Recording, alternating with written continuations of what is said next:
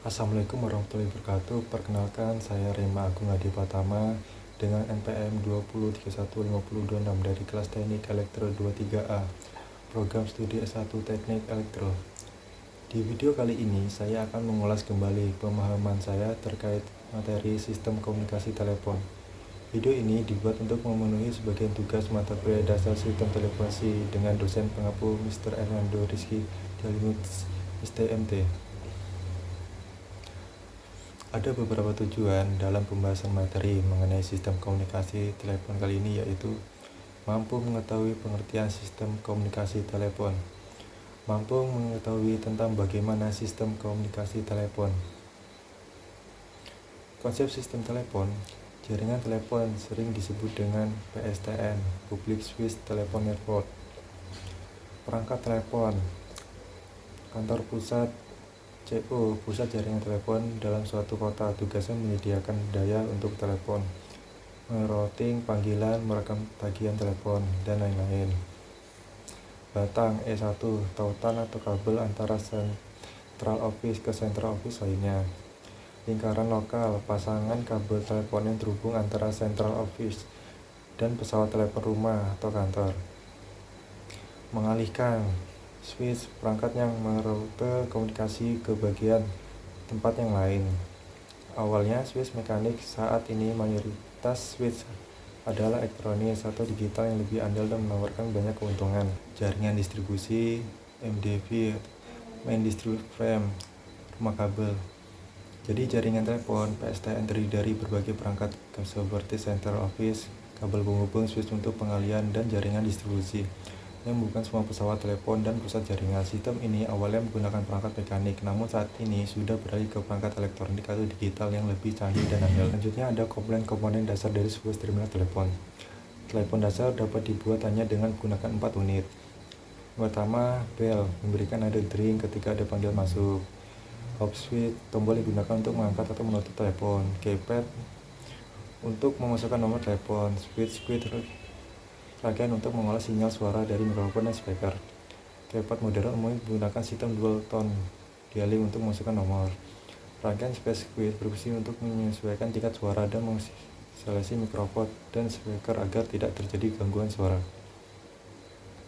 Gambar tersebut menunjukkan detail dari rangkaian space switch yang terdiri dari receiver menerima sinyal suara dari jaringan telepon. Relay switch, rangkaian penyimbang untuk menjaga terjadinya feedback suara. Mikrofon dan speaker untuk memproduksi dan menangkap suara percakapan. Jadi, sebuah telepon dasar pada dasarnya merupakan kombinasi dari beberapa komponen utama seperti keypad untuk input nomor, bell untuk notifikasi panggilan, hop switch untuk menjawab atau mengakhiri panggilan, serta rangkaian pengolah suara yang menghubungkan mikrofon dan speaker dengan jaringan telepon. Selanjutnya ada sistem telepon, kabel dan nirkabel. Dibagi menjadi sistem telepon analog, yaitu menggunakan teknologi analog untuk mentransmisikan sinyal suara melalui kabel tembaga atau serat optik. Jaringan telepon analog konvensional seperti PTSN, Public Switch Telephone Network, masih banyak digunakan. Sinyal suara diubah menjadi sinyal analog dan dikirimkan melalui kabel. Sistem telepon digital, yaitu untuk mentransmisikan data suara yang telah digitalisasi melalui kabel atau serat optik, memberikan kualitas surat yang lebih baik dan dapat mentransmisikan data selain suara. Contohnya adalah ISDN. Sistem telepon seluler atau nirkabel menggunakan jaringan seluler nirkabel untuk komunikasi suara dan data, menggunakan jaringan sel-sel pemancar yang saling terhubung untuk menyediakan layanan komunikasi di area yang luas. Sistem telepon kabel analog dan digital menggunakan infrastruktur kabel untuk mentransmisikan sinyal, sementara sinyal telepon seluler menggunakan jaringan nirkabel yang terdiri dari sel-sel pemancar yang saling terhubung. Keduanya memiliki kelebihan dan keuntungan masing-masing dalam hal kualitas, kapasitas, mobilitas, dan biaya. Next, ada sistem telepon analog. Sistem analog merupakan sistem telepon pertama yang didirikan di seluruh dunia. Saat ini sistem telepon di banyak negara masih sepenuhnya menggunakan sistem analog, namun pada akhirnya sistem-sistem ini akan menjadi usang seiringnya dengan bermigrasi dunia ke sistem telepon digital. Komponen-komponen dari sebuah sistem telepon meliputi mikrofon, digunakan untuk mengkonversi sinyal suara menjadi sinyal listrik pada sistem pengirim. Penerima, mengonversi sinyal listrik kembali menjadi sinyal suara yang dapat didengar di sisi penerima. Sistem transmisi mentransfer sinyal listrik yang mewakili suara dari suatu tempat ke tempat lain melalui kabel atau media transmisi lainnya.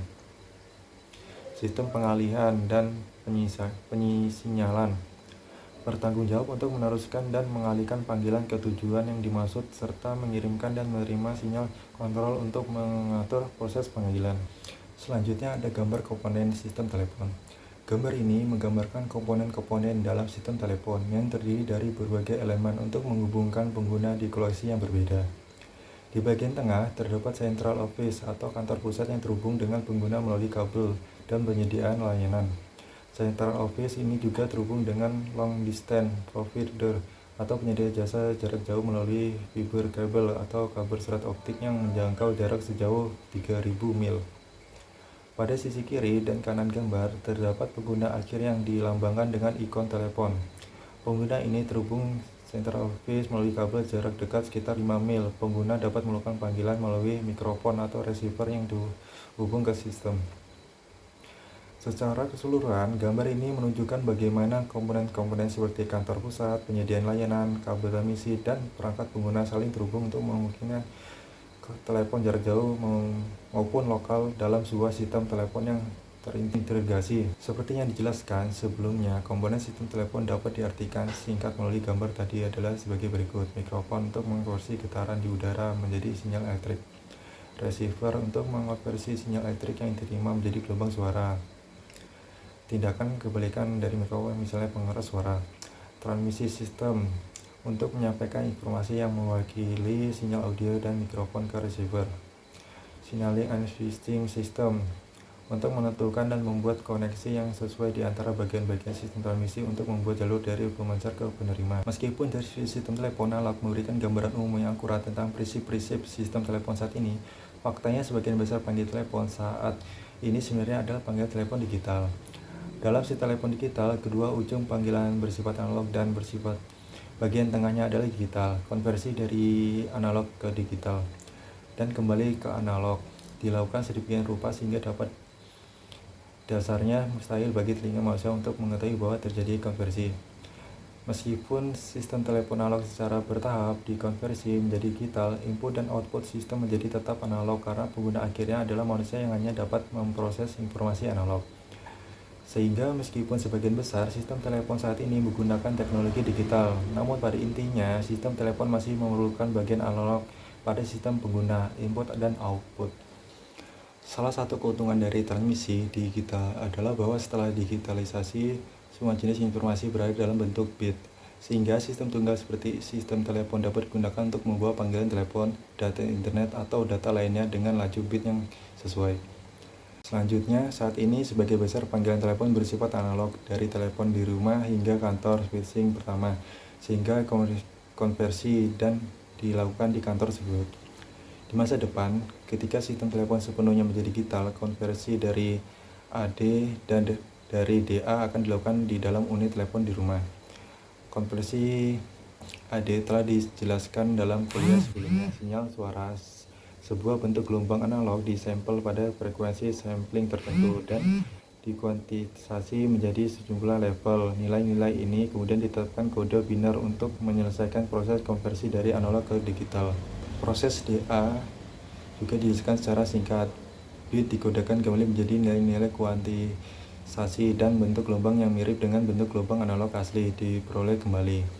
Selanjutnya untuk suara, kita ingat bahwa frekuensi sampling standarnya adalah 8000 Hz. Jumlah level kuantitasasi standar untuk sinyal audio adalah 256 membutuhkan 8 bit. Jadi laju bit untuk panggilan telepon digital adalah 8000 dikali 8 sama dengan 64000 bit per detik atau 64 kbps. Ini adalah laju bit yang akan mencapai kantor pusat jika konversi A D dilakukan dalam telepon di rumah. Karena banyak panggilan tiba di kantor pusat, mereka bisa digabungkan dan dialihkan ke pusat lain untuk diteruskan ke tujuan. Menggabungkan banyak saluran dan mengirimkan secara simultan melalui satu jalur transmisi disebut multiplexing. Salah satu keuntungan dari transmisi digital adalah bahwa setelah digitalisasi, semua jenis informasi berada dalam bentuk bit, sehingga sistem tunggal seperti sistem telepon dapat digunakan untuk membawa panggilan telepon, data internet, atau data lainnya dengan laju bit yang sesuai. Ini memungkinkan konversi layanan yang berbeda dalam satu infrastruktur jaringan digital yang efisien. Selain suara, sistem telepon digital modern juga dapat mengirimkan data, video, dan berbagai jenis konten multimedia digital lainnya melalui jaringan yang sama dengan menggunakan teknik multiplexing dan protokol yang sesuai. Gambar ini menggambarkan konsep seluler atau seluler yang digunakan dalam sistem komunikasi nirkabel seperti sistem telepon seluler. Konsep seluler membagi area layanan menjadi sel-sel heksagon yang saling berdekatan. Setiap sel memiliki sebuah stasiun pangkalan atau base station yang terletak di tengah sel untuk berkomunikasi dengan perangkat seluler yang berada dalam jangkauan sel tersebut. Setiap sel memiliki stasiun pangkalan yang digambarkan dengan ikon menara. Stasiun penangkal di setiap sel bertanggung jawab untuk menangani komunikasi dengan semua perangkat seluler yang berada di dalam area selnya. Ketika perangkat seluler berpindah dari satu ke sel lainnya, sinyal akan dilewatkan secara mulus ke stasiun pangkalan sel berikutnya. Ini memungkinkan pemakaian kembali frekuensi secara efisien di sel-sel yang berjarak cukup jauh sehingga tidak menimbulkan interferensi. Sinyal-sinyal yang saling berdekatan akan menggunakan frekuensi yang berbeda untuk menghindari interferensi. Keuntungan dari konsep seluler ini adalah dapat memberikan cakupan wilayah yang luas dengan kapasitas yang besar, serta efisien pengguna spektrum frekuensi yang terdapat melalui pemakaian ulang frekuensi di sel-sel yang berbeda. Gambar ini menunjukkan contoh sistem telepon selulernya mengilustrasikan bagaimana komunikasi terjadi antara pengguna ponsel di berbagai lokasi. Pada gambar terdapat beberapa komponen utama dalam sistem seluler. Kantor pusat telepon adalah kantor pusat layanan telepon tradisional yang terhubung ke jaringan telepon kabel. Pusat swing seluler fungsi untuk mengatur dan mengalihkan panggilan antara pengguna ponsel serta menghubungkannya dengan jaringan telepon kabel jika diperlukan. Stasiun pangkalan.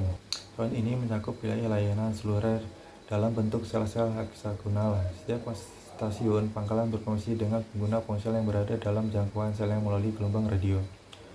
Pada gambar, kita dapat melihat 3 sel dengan stasiun pangkal masing-masing melayani pengguna ponsel Unbox, Jen, dan Bill. Panggilan dilakukan melalui stasiun pangkalan terdekat yang kemudian diteruskan ke pusat switch seluler yang diserahkan ke tujuan yang dimaksud.